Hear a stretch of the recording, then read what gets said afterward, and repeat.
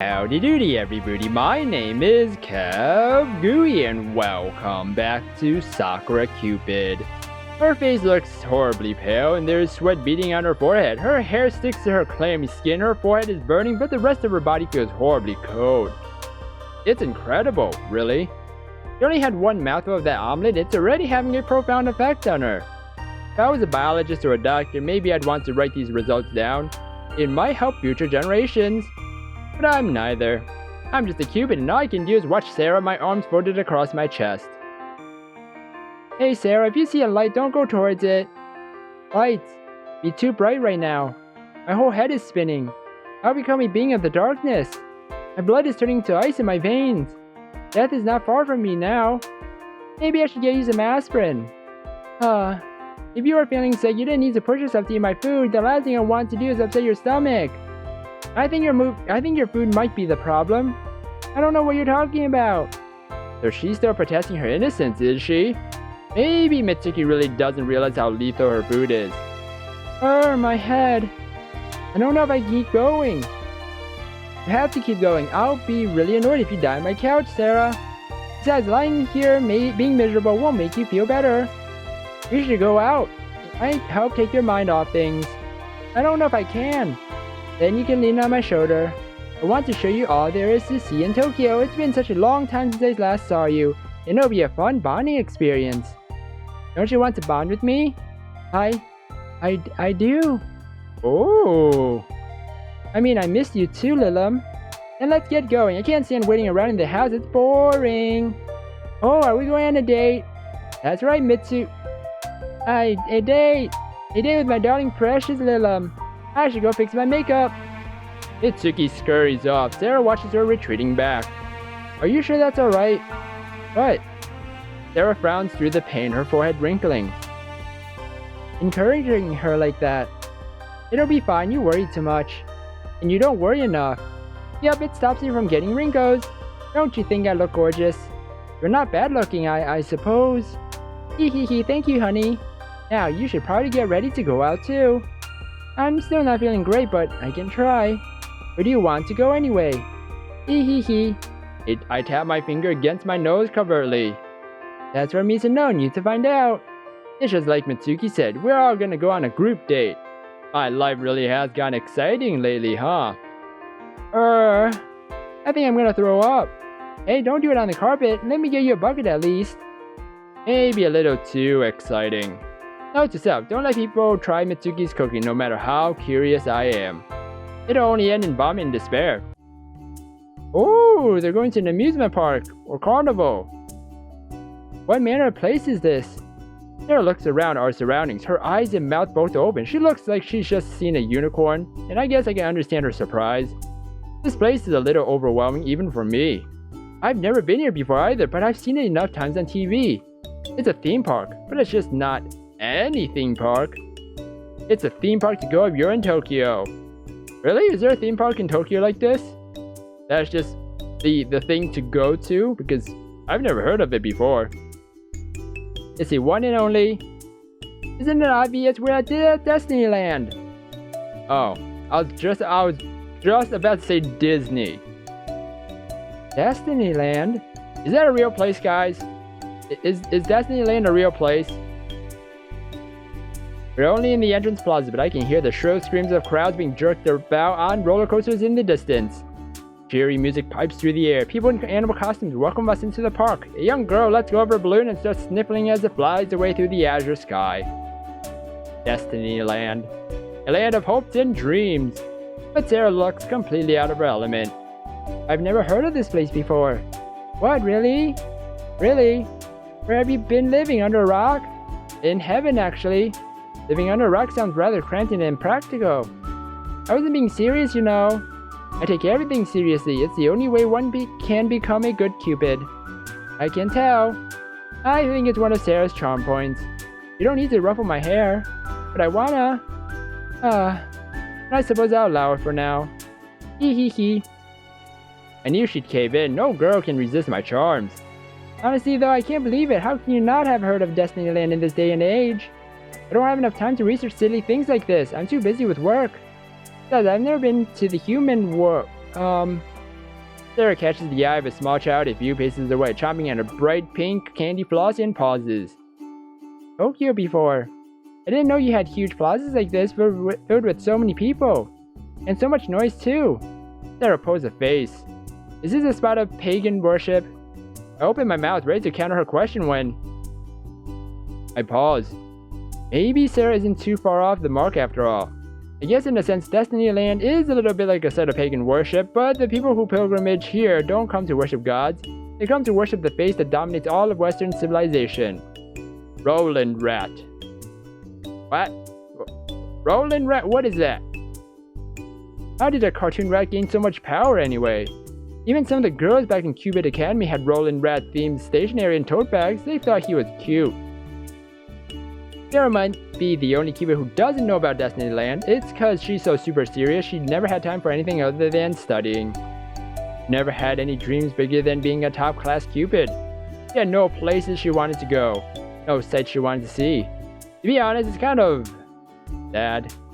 Maybe that's why I wanted to bring her here. As Sarah's friend, it's my job to help expand her horizons. Putting the paganism to one side for now, I think you might enjoy this Plaza Sarah. It's popular with young women and the characters here are cute, right? I don't know. Sarah eyes one of the staff members distrustfully. This place is full of false idols. It doesn't seem very virtuous. Sarah looks at the small child with the candy floss again. Her nose wrinkles. They start indoctrinating them so young too. I don't know what you're talking about, but this isn't an evil place. In fact, it's the happiest place on earth. And how can that be quantified exactly? It's all over the advertisements. Everybody knows that. I don't think anyone can ever use that phrase with it, the happiest place on earth. I think Disney actually owns that title. I think. Well, and try listening. Destinyland, the staff dress up as characters from Destiny movies, and there are lots of rides and delicious food. They're Destiny movies? It's amazing. I've always wanted to come here ever since I was a little girl. But my parents didn't really have the money. Thank you for bringing me here, Lilim. Mitsuki takes hold of my hands with her own. Our fingers loop together. Her eyes are bright and shining like shooting stars, and her face is flushed. Mitsuki doesn't look happy. That doesn't begin to cover it. She looks elated. This is like all my childhood dreams come true. I always wanted to know what Disneyland was like, but it's even better than I imagined. Hey now, you don't need to thank me. I pat her on the head. I like spoiling my girls. Your girl? I'm your girl. How dreamy. That's almost as dreamy as going to Disneyland. I'm glad it made you happy. I've wanted to come here for a while too. I figured it'd be fun if we went around together, but are you not enjoying yourself, Sarah? Well, Sarah bites her lower lip. She looks around the plaza with its pastel buildings and food carts and frowns. It's a bit overwhelming. I've never been anywhere like this before, and there are so many people. An empty styrofoam cup, still leaking coffee, bounces along the ground. It hits Sarah's shoe and comes to a sudden halt. There's a lot of litter too. I don't know if this is my kind of place. It's a bit too much for me. You might not like it, but it's exactly my kind of place. I'm super happy we came here. Mitsuki loops her arm around mine and squeezes against my side. If you don't like it, sir, you can just go home. I want to explore the park with Lilim. Isn't that for the best? Wouldn't it make everybody happy? Well, I've never been to a place like this before, and I must admit I am somewhat curious. I like exploring the new places and learning about new things. It helps the mind develop, and I don't want to be ignorant. I'm going to live here now. I can't afford to be ignorant. Knowledge is power. I'm interested, but I don't want to look around on my own. If you think I would be a bother, then I can always leave. Maybe you should. I don't want anybody interrupting my lovey-dovey time with Lilim. Not as much. You two really are close, huh? That's right. I'm just a third wheel. Sarah. I look between Sarah and Mitsuki. Mitsuki still clinging to my arm while Sarah's standing a few feet away. The empty cup of coffee still at her right foot. It looks awkward and she's staring down at the ground. I should have known. Sarah's never been very good with crowds, and despite being so book smart, she doesn't have any street smarts. Ah, see? I knew it! Aha! I knew it! If it weren't for me, she'd be totally overwhelmed. Sarah can't look around the park on her own, but Mitsuki doesn't seem to want to share me. Will I have to make a choice between the two of them? Oh no! Oh no! Uh-oh! Well, let's look around the park with Sarah. Are you sure this is alright? Of course it's alright, why wouldn't it be alright? I was just thinking, Mitsuki wanted to look around this park with you, didn't she? So, what about it? Well, I feel a little bit guilty, I suppose I decided to show me around instead.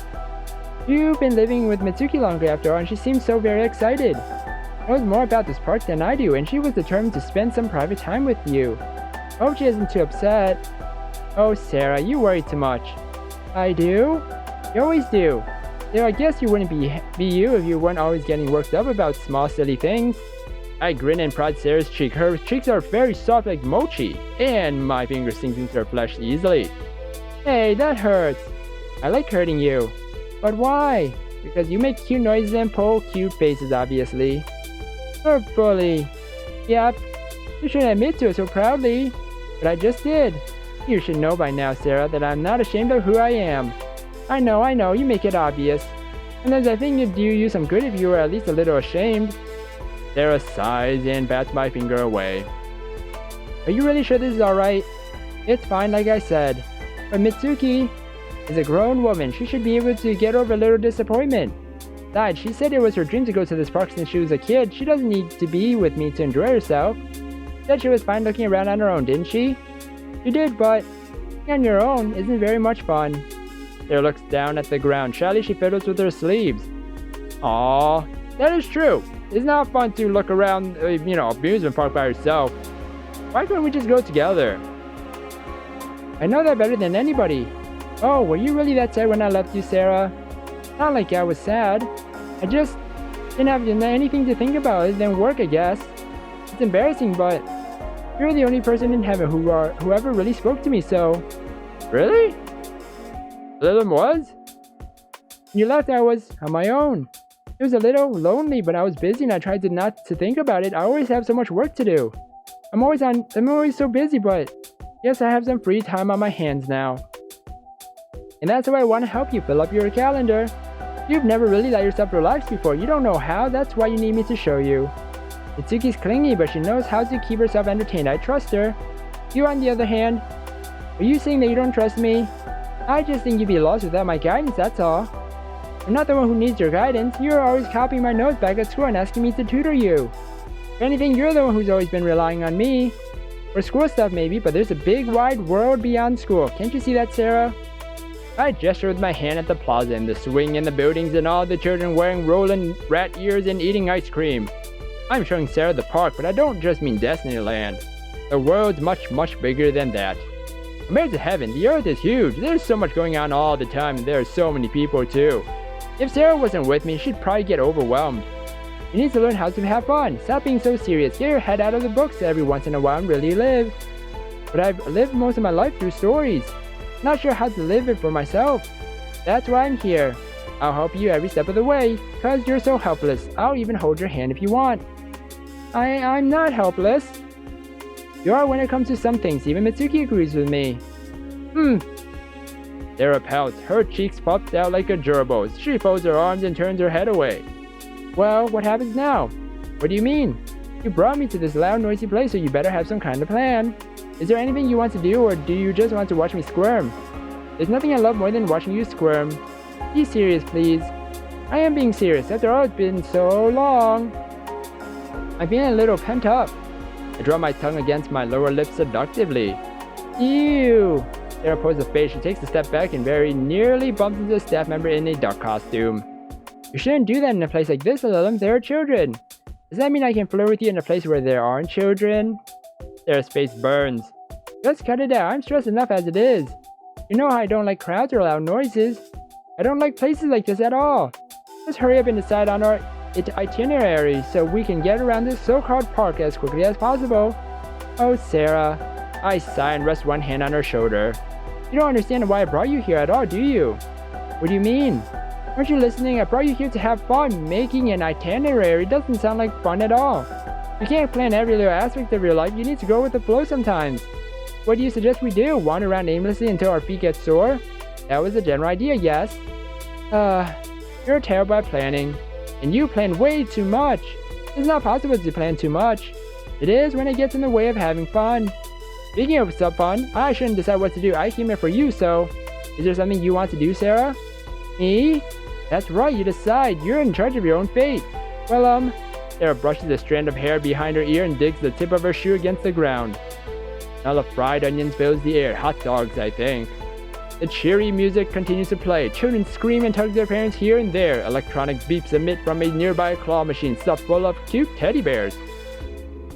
Teddy bears? I was thinking. Sarah glances to one side surreptitiously. She thinks she's being coveted, but I know what she's looking at. The claw machine. The teddy bears. Ah! I nod my head with sudden understanding. I see. What do you see? And that is so like you, Sarah. What do you mean? You've always liked stuffed toys, haven't you? But you're too embarrassed to admit to it.